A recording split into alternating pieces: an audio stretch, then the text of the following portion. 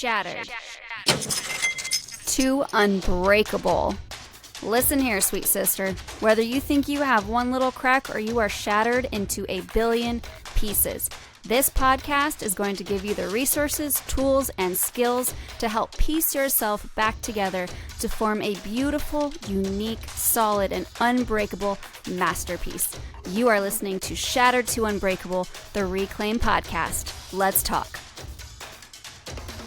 Good morning and welcome to another episode of Shattered to Unbreakable. I am your host, Brandi Babin, and today we will be talking about anger and aggression and how to stop that cycle. So this has been coming up a lot lately in lots of different avenues. So I've learned about it in psychology. I've been seeing it a lot in the world with the new election and everybody really at each other's throats. And I've been seeing it in my kids, which is nothing new, let's be honest. And then I've been seeing it in myself even. So this has been on my heart for actually 3 months to do this episode. And I just keep putting it off because I keep thinking, well, I need more information.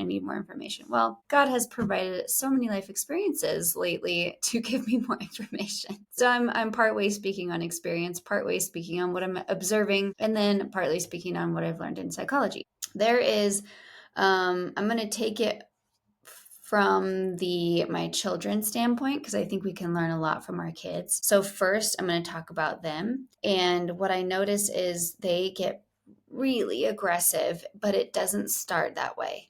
It usually starts with something very small, very small. I think if you're a parent, you can relate. Like, why are we fighting about this? Oh my gosh. So something very small, somebody gets their feelings hurt.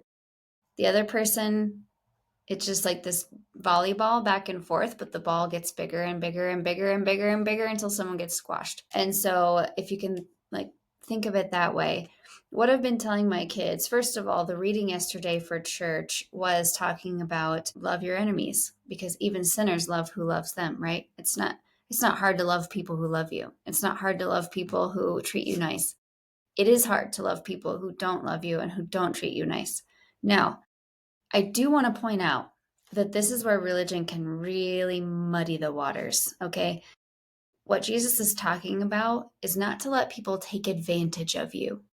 It's to not let the aggression take advantage of you.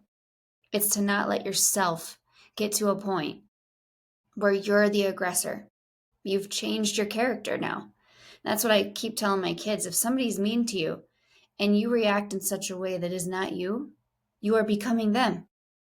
You are letting them influence who you are. And you don't have to do that. You can still be assertive and set boundaries and not let people take advantage of you and stay you and keep your character intact.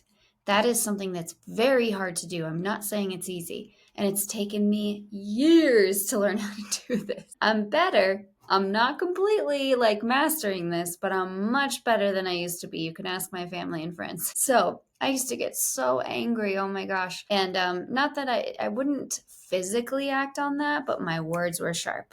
I had a sharp tongue. And so, I would just say it was on my mind, and I would try to hurt them with my words so that they felt as bad as I felt like they needed to. And then I would let it be. And that's not okay. And that's what Jesus is talking about necessarily, not saying when he says, if someone strikes you, turn the other cheek. If you'll notice, Jesus speaks in parables. He does a lot of metaphors, okay? He's not saying if somebody punches you in the face, that you should be like, oh, here's the other one. No, he's saying if someone is taking advantage of you and they are being the mean aggressor, then you should not turn into a mean aggressor just like them. What you should do is take the high road and do something unexpected, okay? And that will help the situation. Becoming the exact same way they are, it just snowballs. Like I said, it's that volley where the ball gets bigger and bigger and someone gets squished at the end. And sometimes it's you.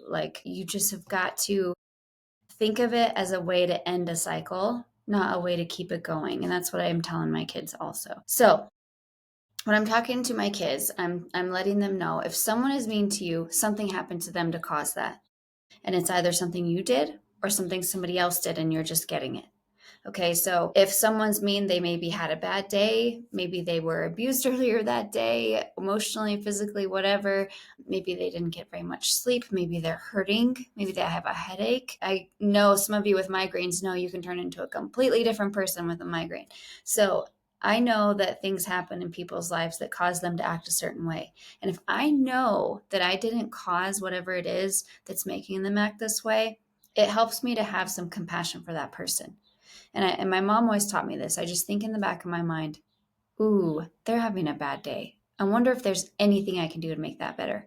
Whether it's listening to them, asking if I can help, or just leaving them alone and giving them space and not reacting at all. That sometimes will help. So that is what my mom always used to teach me. So now I'm teaching my kids. Something happened to them.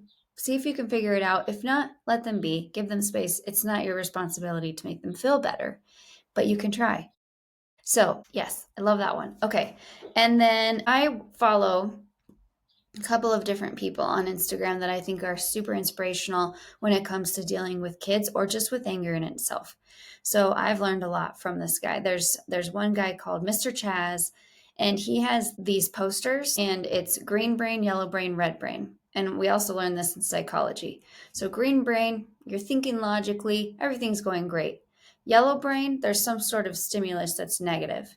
You're feeling a little uneasy, a little bit anxious, starting to feel a little bit angry, but you feel it coming, right? You feel it coming in your body. You're like, usually a sigh is a sign that you're getting there. Like if you need to sigh, something's happening that's getting you excited. And that's in your yellow brain. So you're still logical, but it's starting to slip. And that's where you want to catch anger. When it gets to the red stage, you're using your amygdala, your fight or flight, you're done. There's zero logic there. And that's when you need to have grace for people who are there. If you notice someone's in red, do not try to talk them down. It does not work. They need a nervous system interruption, right? They need a nervous system interruption. They cannot be talked into calming down. You have to either give them space or figure out a way to disrupt their nervous system.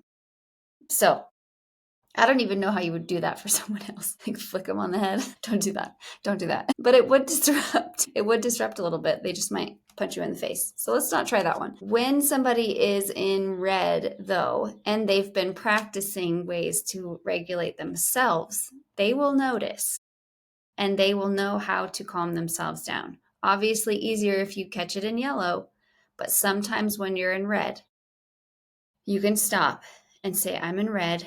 I need to calm down. Usually you've already hurt somebody by then, though. You've already hit your red. You've already said the thing or done the thing, and it's done. You can't take it back. So there's no use dwelling on it. It's done. You need to take, like, whatever it is when you notice, crap, I'm in red. I just hurt someone. Then you take a minute, de-escalate, try your best to get back down to green or at least yellow, and then you need to go repair what you messed up. Usually it's a big I'm sorry. You need to listen to the person and see why it got that far. You need to self-reflect and see why you took it that far and see if there's any triggers or boundaries that you need to set that are new. And then you need to respect boundaries that they need to set that are new. So I talk to my kids about the green brain, yellow brain, red brain. I think that's a great visual for where you are. Like, oh, I'm feeling yellow. And I say this out loud to my kids because I think it's important for them to see me work through these things. And if I lose it and yell at them, I will say, you know what? I was just in red and that was not okay. And I should have caught myself in yellow and I didn't.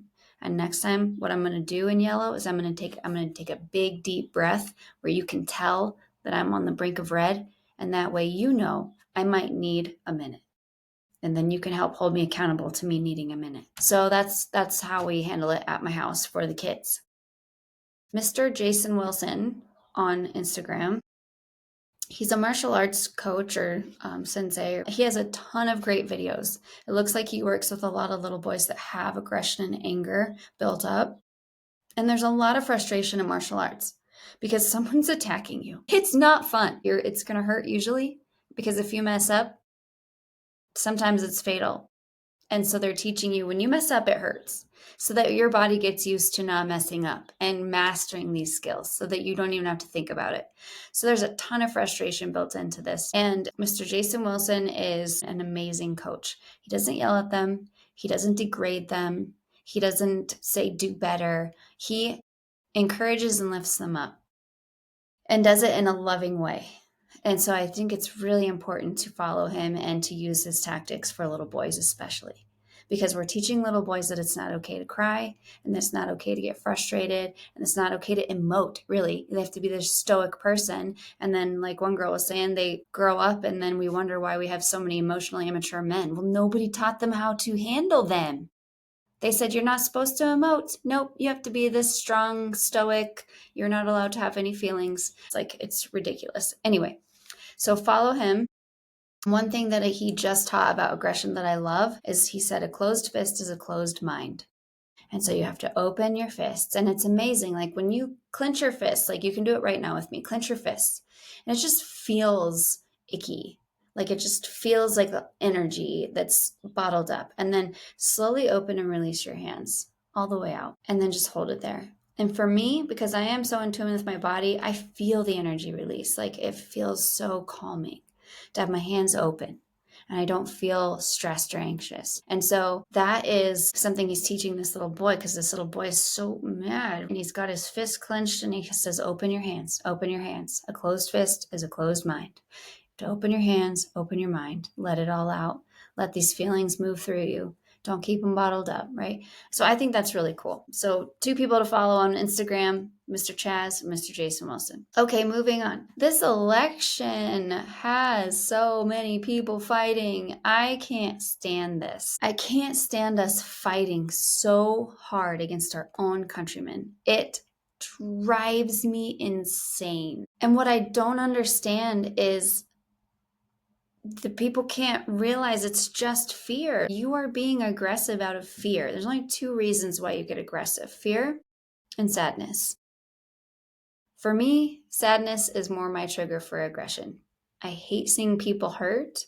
I hate seeing people hurt other people. If somebody is bullying somebody, I am so quick to come in, probably too quick, and it drives me up the wall. People to get along, and I hate when people are at each other for no reason other than some stupid little detail. It drives me crazy. If you see somebody hurting, it usually makes you mad, especially if it's somebody you love and the person hurting them is someone you don't know or don't love. That'll cause some aggression real quick. You mama bears know what I'm talking about too. We'll do anything for our kids, won't we? And then there's fear. So obviously fear is more of that fight or flight, that red brain type of reaction. And it's harder to control when you're afraid and anger comes out. It's this progression of one little thing, and then somebody takes it this way and they make it bigger, and then they make it bigger, and then so it just gets bigger and bigger and bigger. Really, the only way that you're able to stop aggression or the cycle of aggression and provocation is to do something nice or nothing at all. If somebody is giving you an opinion that you don't agree with, and there's some sort of sadness or fear that leads you to anger from that opinion, there's 2 things you can do. You can remove yourself. You can go and reflect as to why that triggered you. What about that comment or that opinion made you feel sad or afraid? Because anger is a secondary emotion. It's not primary. So why did it make you feel sad, worried, scared? So go do some journaling. Don't lash out at that person, especially on Facebook or social media or Instagram. Go journal. Go journal why that triggered you so you can figure out where you're coming from. Because if you don't know where you're coming from, you don't know how to make that conversation any better. You're just going to make it worse. So don't. And so if you are really secure in why you know that it triggered you, a great thing to do is to find out what the other person's perspective is and why. A beautiful thing happens when you can do that. Usually, that person had an experience that caused their opinion. And learning people's stories is magical. You might not agree with their opinion, but you can have compassion to how they got there, and you can pray for them. You can also have an intelligent conversation with them about why their experience led them to that opinion. Then you can share your experience and why your experience led them to your opinion. Now you have 2 people sharing stories that are connected in a way, and there's no aggression there. There's compassion and understanding. Not agreement always. I'm not saying that. You never have to agree with anybody. But you can show compassion and understanding for them. With this election and everybody being so freaking mean to each other, stop. This is ridiculous. We're all part of the same country, and we get the freedom to vote. Would you like our freedom to vote to be taken away so that we can all just be happy and blame someone else collectively? Seriously? Come on, grow up. Okay, next. I think that might be it, actually. So those are my tips on how to end the cycle of aggression, and it's happening all over the place, so you're going to get lots of opportunities to practice. I love you guys. Stay sparkly, and we'll see you next week. Thanks for hanging out with us today. I just wanted to remind you about the resources we have on the reclaimstrategy.com. That is Reclaim University with free downloads. It's the Reclaim Guidebook, access to Kintsugi classes and events. So go ahead and take a look. Also, please share this podcast with anybody that you think might need to hear these messages. And if you haven't already and you think we deserve it, give us a 5-star rating. That just helps our reach. So I love you guys. Stay sparkly, and we will see you next week.